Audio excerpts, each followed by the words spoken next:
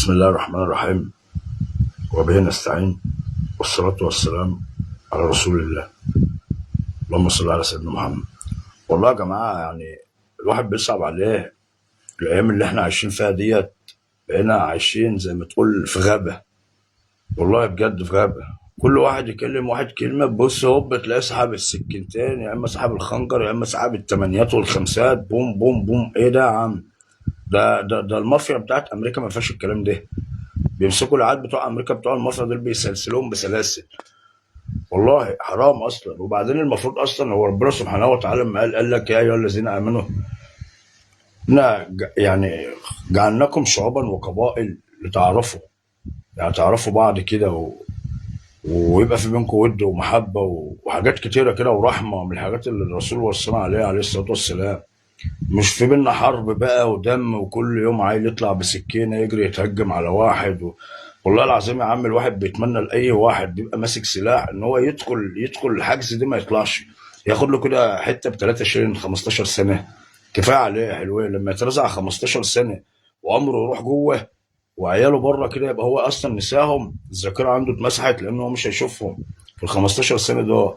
هيبتدي يتقي الله في نفسه ويحترم نفسه شويه. لكن كده عيب وكده غلط. يعني كل ما تتكلم مع واحد تلاقيه يقعد يشجن لك ويحمر لك في عينيه. هي الدنيا كلها بقت فريد شوقي؟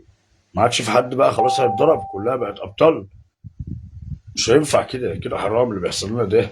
والله ويا ريت والله العظيم وزاره الداخليه تلاقي اي عيل من العيال دي اللي بيعمل الكلام ده تاخده تنفيه خالص. وربنا بامانه ايام الاعتقالات كانت الناس بتحترم نفسها.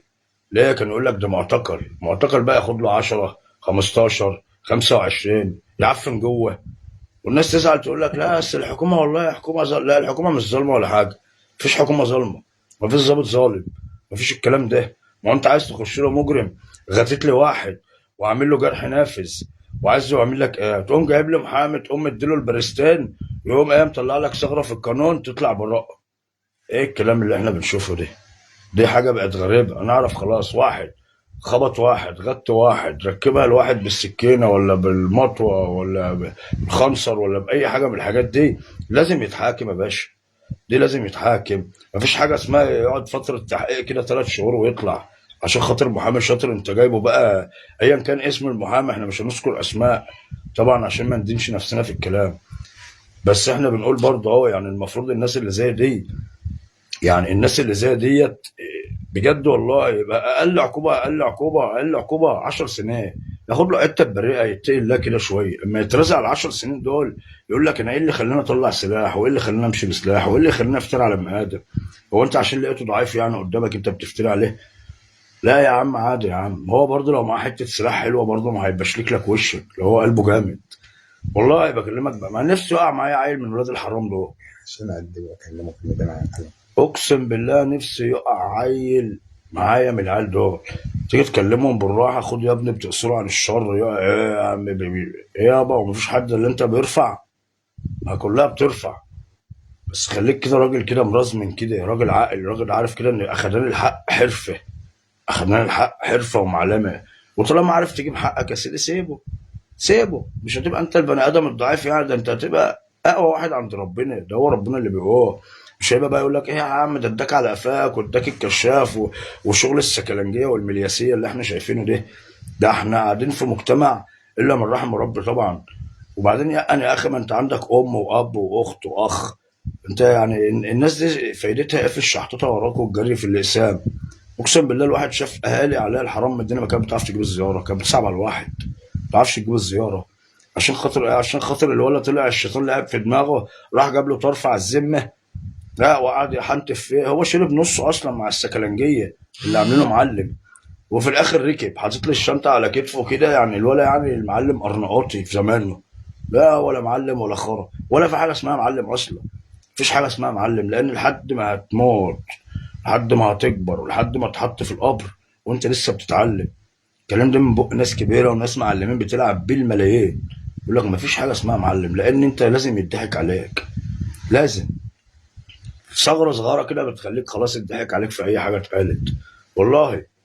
فاحنا عايزين الناس اللي زي دي كده تتقوا الله في نفسكم شويه. مش كل واحد يجي كده مشكله هوب يقوم جاري بالسكين، ما انت هتتجاب. انت كده كده حيلتها هتتجاب، انت مفكر هتروح فين؟ كل حاجه الوقت بقت على القمر الصناعي. الحكومة عاملة شغل جامد. والله والحكومه 100% وما فيهاش فيها حاجه اسمها ظلم، اقسم بالله الناس دي محترمه.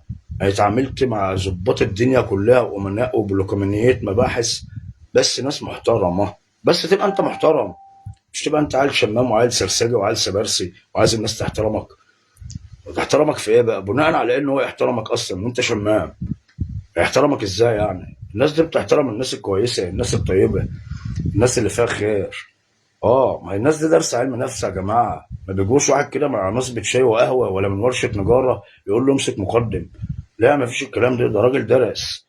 شوف درس كام سنه كليه. يعني شوف انت درس كام سنه كليه، وشوف طبعا المعامله اللي هو كان بيتعامل بيها ازاي في كليته.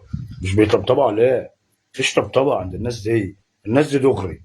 وهي فعلا حلوه، يعني حلوه المعامله حلوه. انا برجح والله لما بيمسكوا اي حد بسلاح ولا اي حد بصفقه مخدرات وينفوه، انا ببقى فرحان، ما ببقاش زعلان على ايه.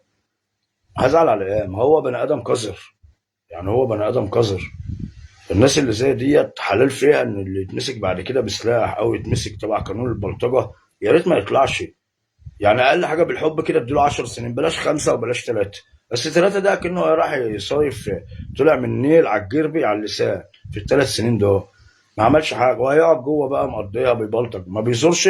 هيقعد يشوف له نمره جنب اي حد، يقعد يقول لك بقى خد لك شبر وقبضه. لا انت في المصلب، لا في المرايه، لا تلاقي نايم في الحمام عشان يوصل الشحن فوق، واللي عمال يقبل واللي عمال يرفع. في ناس بتموت من الكلام ده اصلا. في ناس بتموت من الكلام ده، اقسم بالله ناس كتير ماتت. اللي عايز يدخل تليفون يقوم بلعه، واللي عشان عايز. الحاجات دي يعني كده كده حرام اللي طبعا بيحصل ده. بهدلت الأهالي والكلام ده. وبهدله الاهالي والشحططه. الناس دي بتجري وراكم، الناس دي بتدفع دم قلبها. والله والله العظيم انا بناشد اي اب واي ام، ابنه معاه سلاح، ابنه بيتاجر في المخدرات، ابنه ماشي مش مظبوط، يوم ما ابنك يقع سيبه. سيبه. لان مش انت اللي موقعه، ولا انت اللي رميه في الدقيقه دي. هو اللي عايز يبقى كده، هو اللي حابب وضعه يبقى كده. يعني في بني ادم ما بيحبش العيشه النظيفه. هو خد على عيشه السبرسيه، عيشه الشمامين، عيشه السكلنجيه. ماشي بمبدا الاستلواح سر النجاح. يقول لك اصل البحر اللي ما شربش منه عكره. طب انت مالك تشرب ولا تتنيل؟ ما تعكره ليه؟ حاجه ما تخصكش، انت تتكلم على اللي يخصك. شاكر عشان عرضك، شاكر عشان حقك. مش تشتكي لي بقى تروح جايب لي السكينتين والسيف وتقعد تعمل لي سلاحف في النينجا وتجري لي وتعمل لي بقى الشغل اللي تحكي لي في الاسفلت. ما انت هتتجاب يا حالتها. وانت مفكر الوقت اي حد بيعمل اي حاجه فسفوسه كده اهو بيتجاب؟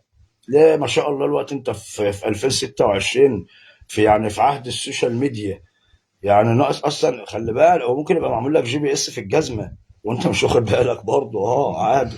مصنع هنتفق معاه نعمل شويه كوتشيات وشويه جزم، تحط لك جي بي اس. ايه المشكله يعني؟ ومن غير جي بي اس يابا انت كده كده الساتلايت جايبك. وربنا الساتلايت جايبك كده كده. الأغنية دي جمع الموضوع بقى. اغنيه بقى عن الوضع اللي احنا فيه ده. كل الغلط متسجل. بس الحساب متأجل. في نهايتك يا ظالم عجل قوي قوي. قريب اكيد مردودة. يا عالم قلوبهم سودا. كلامنا لناس مقصودة قوي قوي قوي. وانا قلت اللي عندي. وطبعا يعني ربنا عالم باللي انا بقوله. والله والله والله اتمنى اي شاب او اي راجل او اي ولد او البنات اللي احنا بنقعد نشوفها ترقص وتتنطط وتعمل الشغل العقباوي ده، احترم نفسك. يعني احترم نفسك. ما هو ربنا سبحانه وتعالى قال لك ونوصيكم في النساء خيرا واياكم والمؤنسات ورفقا بالقوارير. وبرضه ما تنسيش برضه الرسول عليه الصلاه والسلام قال لك رايت اكثر اهل النار النساء.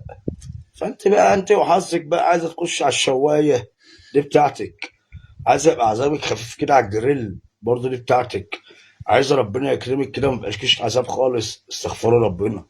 هو ربنا قال لك في رحمتي وسعت كل شيء. لو بلغت ذنوبك عنان السماء والارض ثم استغفرتني غفرت لك. رحمه ربنا كبيره قوي على فكره. وربنا بيحاسبنا في الدنيا برحمته مش بعدله. لو بيحاسبنا في الدنيا بعدله هيخسف بينا الارض. والله العظيم هيخسف بينا وبالارض وبالدنيا كلها. يعني مش عارف اقول لكم ايه البنات اللي بتقعد تطلع ترقص لي عقباوي في الافراح. لم نفسك يا اختي. انت مفكره اللي هيجي لك يعني ياخدك ده علي ابن ابي طالب؟ لا مش ده مش عارف يجيب اصلا كيس جل من ابو 3 جنيه. ده هو مقضيها تفتيشات ونصبات، او اقسم بالله بيشحت التيشيرت من صاحبه والبنطلون والشغل ده. لكن هو لو راجل حر وانت بتتشقلبه قدامه كده يقول لك ده عيله ناقصه، مش دي اللي تنفع ام العيال. ما هو دي اللي انا اقدر اقوله بقى بما يرضي الله. والله الحمد لله الواحد على قد ما عمل وعلى قد ما سوى ما ظلمتش غير نفسي، عمري ما ظلمت بني ادم. الحمد لله يا رب، لو انا ظالم بني ادم حسبي الله ونعم الوكيل فيا. ويا رب اي بني ادم ظلمني بقى يا رب، بص هدعي له دعوه سيمبل سيمبل سمول صغيره كده، يا رب يسلط عليك نفسك. كل ما اعدي كده والاقيك بتتنطط كده زي اللي معمول له عمل على الارموت، انا ببقى مستقنيص. اه بتكيف. اه اتكلم عليها براحتك وقول اللي انت عايز تقوله براحتك. ما في ملايكه بترد غيبتي، وممكن عشان انت قذر مثلا وشايفني انا احسن منك، اه فالكلام كتير، وطول ما الكلام عليك يبقى انت فاشخ كل اللي حواليك. سلام، اشوفكم الحلقه الجايه. باي باي.